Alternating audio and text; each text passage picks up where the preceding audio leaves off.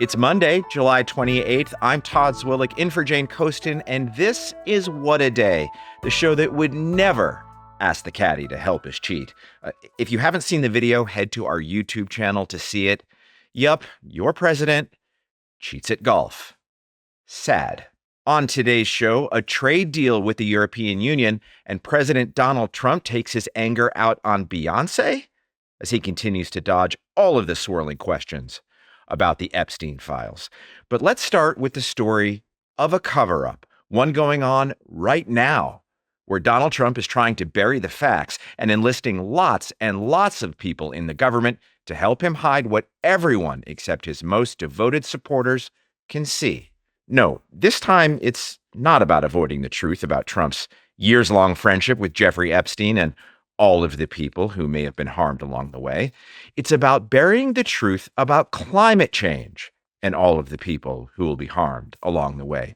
We don't yet know exactly how Trump is going to argue that climate change isn't a thing the government should care about, but we're pretty sure he's going to argue it nonetheless. Sometime this week, we expect the Trump administration to launch an assault on what's known at the Environmental Protection Agency as the endangerment finding. Now, that's the scientific conclusion saying what we already know. The greenhouse gases are dangerous to the health and safety of all of us, and that the government agencies that are supposed to protect our interests, like the EPA, should use their power to regulate them. It's essentially the cornerstone of U.S. climate policy. Well, Trump's hostility to anything acknowledging climate change is obvious. He's attacked electric cars, car charging, clean air standards, and even the tax breaks that make it cheaper to put solar panels on your roof. Even in the UK this weekend, the president indulged his strange obsession with wind power. And the other thing I say to Europe, we will not allow a windmill to be built in the United States. They're killing us. They're killing the beauty of our scenery, our valleys, our beautiful plains. And I'm not talking about airplanes. I'm talking about beautiful plains, beautiful areas in the United States. And you look up and you see windmills all over the place. It's a horrible thing. That's weird. Trump's claims that the noise from wind turbines causes cancer are weird. But the risks of all of this are real, because the Trump administration appears to be gunning to officially ignore the science of climate change. What do they favor instead? A little later in the show, we're going to talk about all of the wild theories that MAGA has come up with to explain deadly flooding in Texas, except the one staring us all right in the face. But now, the endangerment finding, and what we're all going to find out about Donald Trump's quest to burn more fossil fuel. For more, I spoke with Zack Coleman. He's a reporter covering climate change for Politico. Zack, welcome to What a Day. Happy to be here. So to start, can you explain what this endangerment finding is and how it's been used by the EPA since it was established in 2009? It's not a new thing. Right. No, it's not new. The endangerment finding is essentially the scientific body of literature that says greenhouse gas emissions, which is carbon dioxide, methane, the things that heat the planet, pose an immediate and urgent danger to public health and to the U.S. economy, really. It flows from a Supreme Court decision in 2007 that said essentially greenhouse gases are a pollutant, and if they endanger the public health, then the EPA must regulate them. So has that science, that body of scientific literature, changed? Why are we here? Well, it's changed in the sense that it's gotten more clear. I mean, we've only seen the temperatures keep rising. And when we think about all of the major disasters that we see that are influenced by climate change, we've gotten only more confident that humans are the one driving the temperatures higher from burning fossil fuels primarily. So, no, I mean, it's changed in the sense that we are more confident that humans are doing this to the planet and that it is having an effect on our well-being. Okay, so even more confident, even more obvious than 2009 when the endangerment finding came out after the Supreme Court said the EPA basically has to regulate greenhouse gases. So now here we are in Trump 2.0. What are they doing legally to try to undermine all this? What's the argument the Trump administration is making that, in fact, they don't have to regulate greenhouse gases?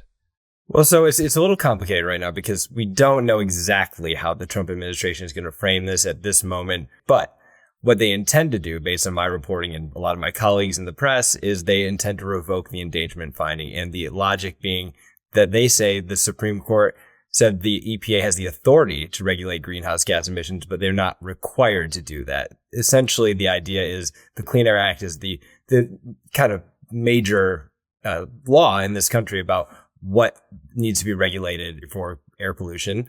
And that Clean Air Act was enacted in 1970, expanded upon in 1990, well before we were really talking about climate change. So it actually doesn't say the word greenhouse gases in that act. So the Trump administration, we imagine, is going to find some sort of way to kind of split hairs and say, look, it doesn't say this in the law. They're going to go back and try to get this reheard by the Supreme Court. I mean, I think with a more conservative Supreme Court that they might get a better hearing of their arguments. And what about on the science itself? I mean, what kind of pushback is the Trump administration likely to get in court, if any, on the basic idea that greenhouse gases aren't harmful to human health? Yeah, I mean, this is the interesting thing. We're not certain whether they're going to make a scientific argument. They might just purely try to go the legal route and say, look, we understand the science. We understand that greenhouse gases are affecting the planet. We just think that EPA overstepped here and that we don't have to do this if we don't want to. They might also then take a more kind of piecemeal approach to the science and say, essentially, that they're going to try to bolt this onto tailpipe rules for vehicles, essentially saying that the U.S. transportation sector alone does not significantly cause enough greenhouse gas that's experienced by the entire world to really endanger the public in the U.S. I think that that's a really tough thing to really argue because U.S. transportation emissions are the number one emitting sector in the U.S. economy, which is the second largest emitter in the world, which is the largest historical contributor to climate change, where the world has already warmed 1.3 degrees Celsius since the Industrial Revolution began. So you start to unwind this, and you cannot say that the U.S. is not a significant contributor when we're the number one historically. So I don't know how they're going to make this scientific argument because it kind of falls on its face. We are the most significant emitter in the grand scheme of things. And how does this endangerment finding, this effort, Zach, fit into all of the other things the Trump administration is already doing to knock holes in the environmental effort to at least begin to address climate change? I mean, they have hamstrung wind and solar projects. You just mentioned tailpipe emissions. They've shuttered the EPA scientific research arm. The Trump administration shut down the effort to build an electric charging infrastructure across the country, scrapped emission limits for power plants. I'm not going to go on anymore, although I could. Is this fundamental to all of that? Is this an add-on? What does this latest effort tell us about the overall posture, the aggression really toward climate change mitigation? I mean, this is the most aggressive step that they could take to revoke the endangerment finding. And if they eventually win in court, which we don't know whether they will, we don't know exactly what legal argument they're going to test.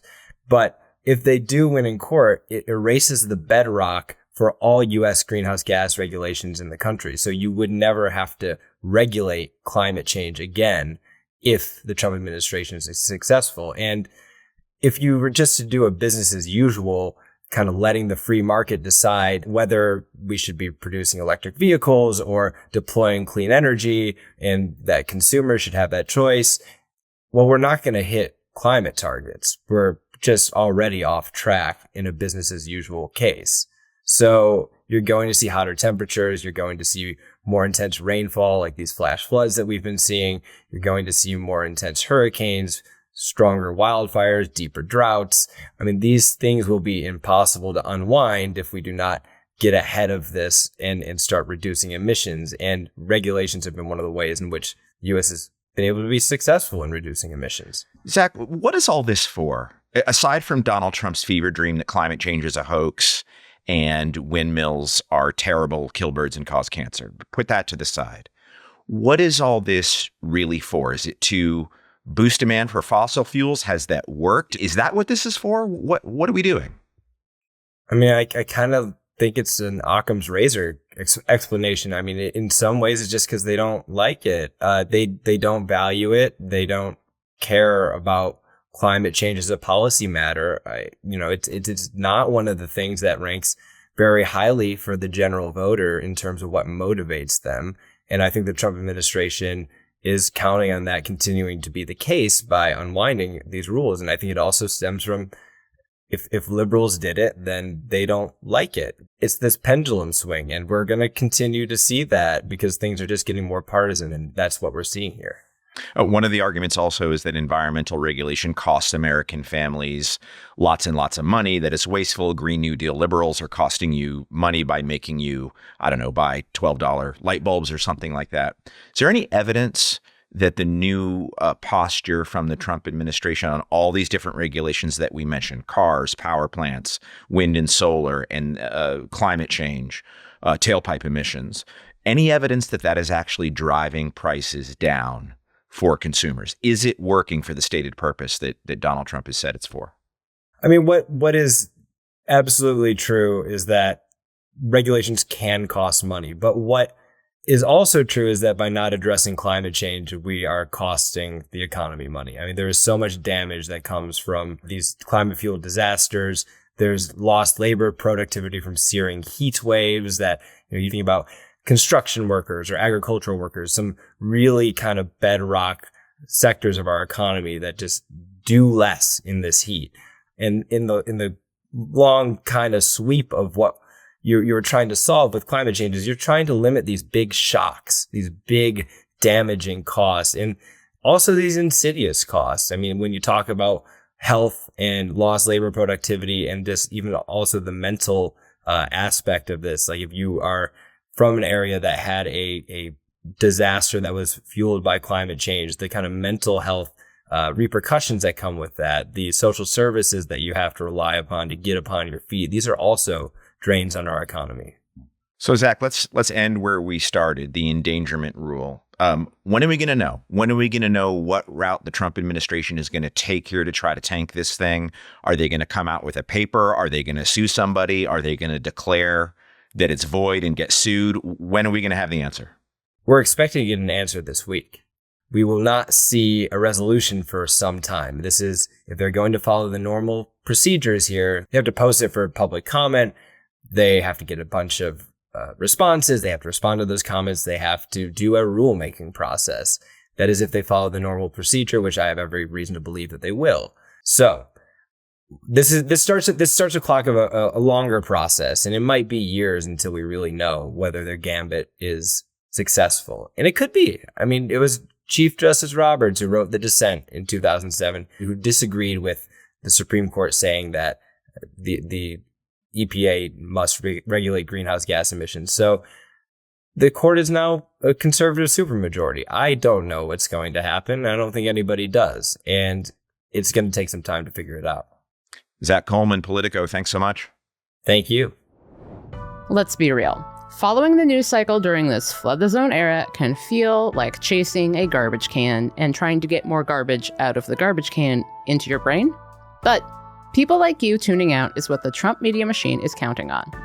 On What a Day, we take this large garbage can of a timeline and compress it into something irreverent, engaging, and fast. Subscribe to our channel. It means you won't miss an episode, and it helps more people find our show. What a Day is brought to you by ZBiotics Pre-Alcohol. Let's face it, after a night with drinks, I don't bounce back the next day like I used to.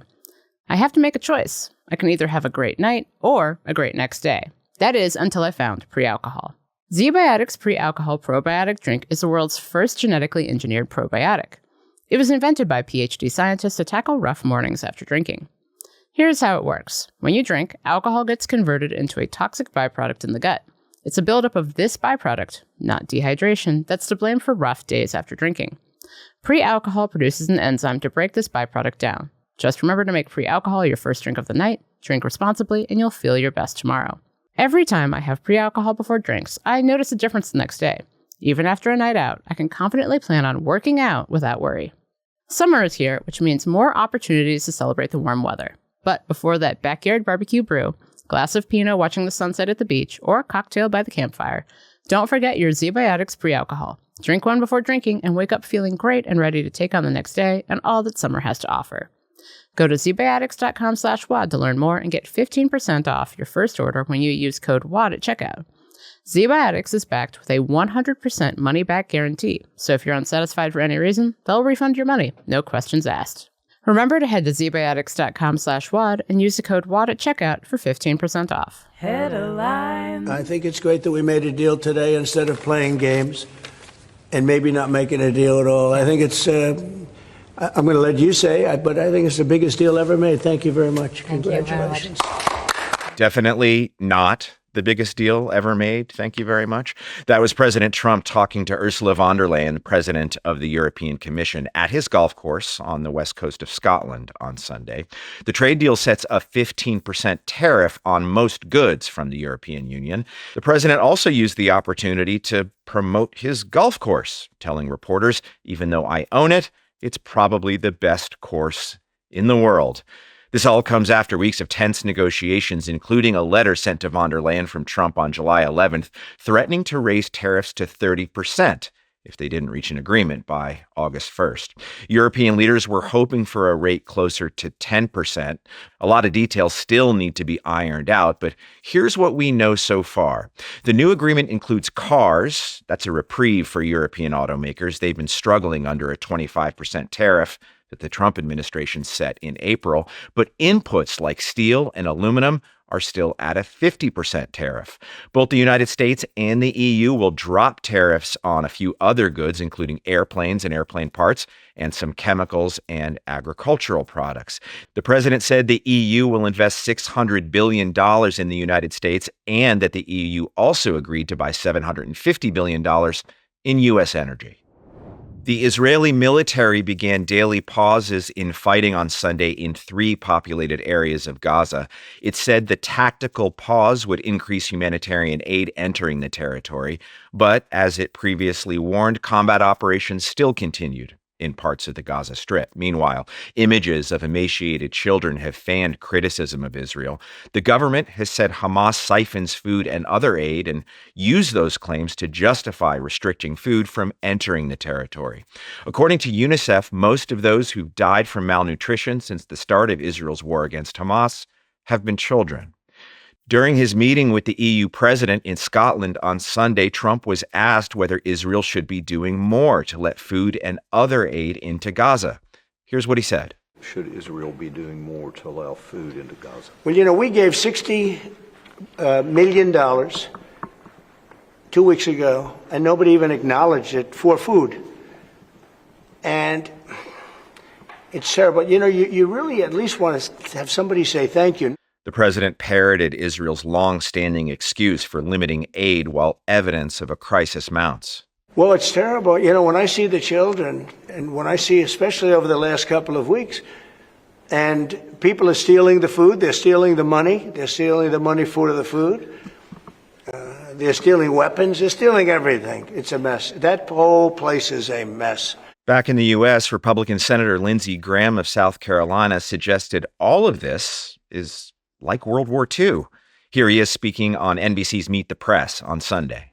I think Israel's come to conclude that they can't achieve a goal of ending the war with Hamas that would be satisfactory to the safety of Israel, and if they're going to do in Gaza what we did in Tokyo and Berlin, take the place by force, then start over again, presenting a better future for the Palestinians, hopefully having the Arabs take over the West Bank and Gaza.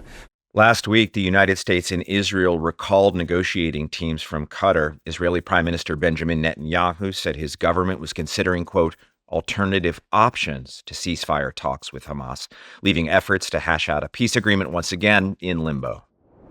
President Trump and his allies are facing yet another week of increased pressure and outrage over Ghislaine Maxwell's role in the Epstein files. Last week, in a bipartisan vote, a House Oversight Subcommittee moved to subpoena the Justice Department for those files.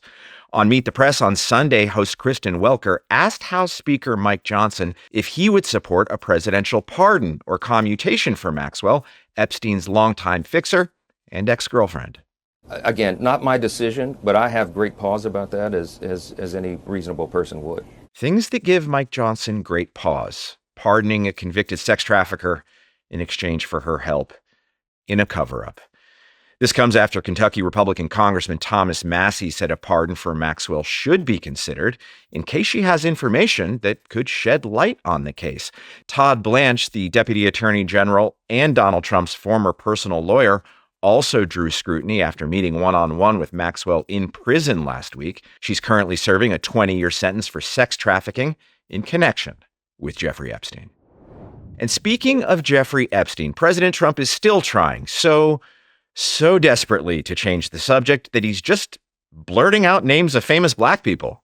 Even saying that in another post yesterday, that Beyoncé, Oprah, Al Sharpton, Kamala Harris, among others, they should all be prosecuted. Not Beyoncé. No, let's not go to Beyoncé. Come on. She's in Vegas right now. We're all excited. Love that. CNN panels like, leave Beyoncé alone. Leave Britney alone. The president claimed on Truth Social that Democrats admitted to paying Mrs. Carter $11 million to endorse then Vice President Kamala Harris. He said that was probably illegal. And then, several sentences later, said it was totally illegal. In reality, not illegal at all. The Harris campaign did give a legally required reimbursement of $165,000 to Beyoncé's production company for an October 2024 campaign appearance in Houston. But according to PolitiFact, there's just no evidence of Queen Bee getting $11 million from anywhere. It appears to be totally made up. And that's the news. All right, one more thing. As climate change gets more intense, so does the damage caused by the kinds of storms that were once unthinkable. Also getting more intense, the conspiracy theories from climate change deniers. Surprise, surprise. In Texas, the death toll from this month's heavy rain and flooding has topped out at 135 people. It's tragic, but high-profile conservatives are all abuzz with implausible ideas about what really caused the storm. Well, here with the good old-fashioned debunking is crooked climate correspondent Anya Zoledziowski. Hi, Anya. Hello. Okay, so tell me, what's the big leading conspiracy theory following these tragic floods that we saw in Texas on July 4th? I know it's not climate change, so what really explains it? Yeah, so there are a few conspiracy theories. You know, one thing we've seen is the Environmental Protection Agency's administrator, Lee Zeldin, started elevating concerns around potential weather modification technology. He was looking at, for example, contrails or condensation trails that can form behind aircraft, because some people have claimed that they're behind the floods, which they're not.